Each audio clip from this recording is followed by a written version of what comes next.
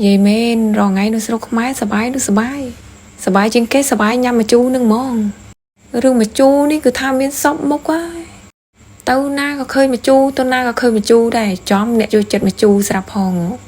ôi ta khơi cầm rau đau rầm lông nè bằng bán tích cả ban trao đấy hai đội ní ấy nè cái hàng play xề món á vì món nàyខ្ញុំធ្លាប់ទៅលឺឈ្មោះអត់ដែរបានភ្លក់ម្ដងណាទេនិយាយពីផ្លែគេមើលទៅឡើងក្រហមតំណងជាផ្អែមឆ្ងាញ់ដល់តែពេលបានដាក់មួយម៉ាត់ទៅម៉ែអើយជូរឡើងចង់លេចនោមមកគេមែនដល់តែមកឃើញផ្លែខាងនេះទៀតអូយផ្លែគេឡើងល្អយ៉ាងណាឃើញគេបញ្ចូលទាំងចកោមឃើញហើយមិនគួរចង់ទិញចំអ្នកមិនដែរបានស្គាល់រសជាតិម្ដងសោះផងចាំតែឲ្យរំលងទៀតនេះដល់មួយម៉ាំងខាងនេះហ្នឹងគឺគេក្លុកជាមួយនឹងបបរទេសហើយអូយឃើញហើយស្រក់ទឹកមាត់ជីបហ្មងមិញហ្នឹងគេហៅផ្លែគុយផ្លែវាមូលលឿងចងចកោមដូចគ្នាដែរប៉ុន្តែផ្លែនេះគេហៅម៉ាក់ប្រេឬក៏ម៉ាក់ប្រាំងអត់ដឹងអត់ចាំបងប្អូននិយាយពីគេប្រាប់បានដងហើយប៉ុន្តែនៅតែអត់ចាំម៉ាក់អីក៏បានដែរឃើញទិញតែរហូតប៉ះជូរក៏ញ៉ាំប៉ះផ្អែមក៏ញ៉ាំព្រោះចូលចិត្តហ៎មកខាងនេះស្វាយម្ដងព្រោះដល់រដូវស្វាយយ៉ាយូរឿងអីមិនស្វាយដល់មើលទៅខាងនោះទៀតសតផ្លែឈើចម្រុះពណ៌ក៏ចម្រុះដែរចុះមានចេកមានក្រូច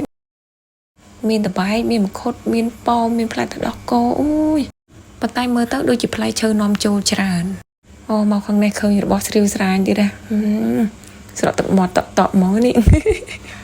សួរតអ្នកចូលចិត្តដូចគ្នាទៅបានយល់អារម្មណ៍ដូចគ្នាញ៉ាំសឹងតរត់ថ្ងៃហ្មងបងប្អូននិយាយមែន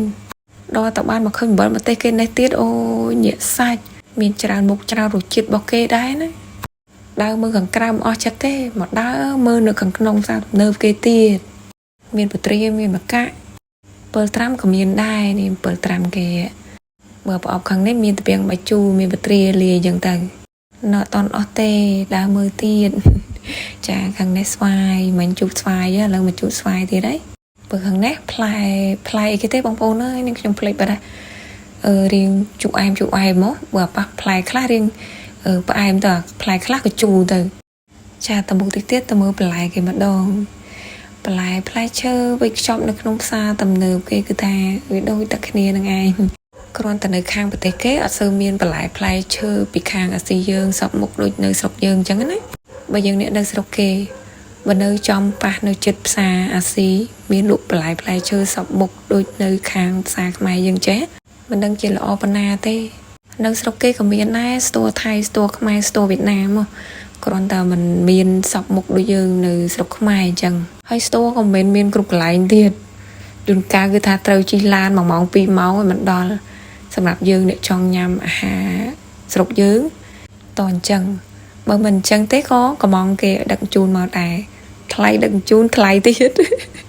ចារឿងនឹងមានតែប៉ុណ្្នឹងទេអត់ដឹងធ្វើម៉េចដែរមានតែតាមតែវាសនាយើងទៅហើយលើវីដេអូនេះក៏មានតែប៉ុណ្្នឹងទេសូមអរគុណបងប្អូនទាំងគ្នាដែលបានតាមដានតាំងពីដើមរហូតដល់ចប់ជួបគ្នានៅវីដេអូក្រោយៗទៀតជម្រាបលាបាយបាយ